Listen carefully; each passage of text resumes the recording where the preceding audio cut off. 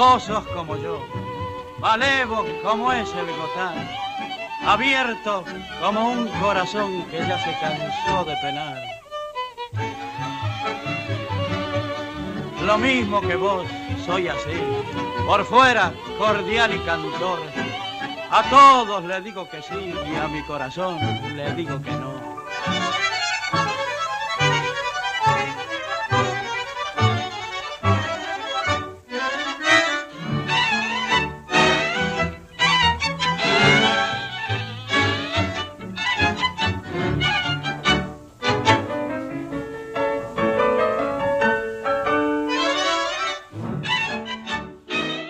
As you can see, this is one extrapolation of the idea, but it's sort of the end point, the end goal that we're looking for. You should have noticed that not only did I engage in the extension and the components, but I also engaged in a whole bunch of other things.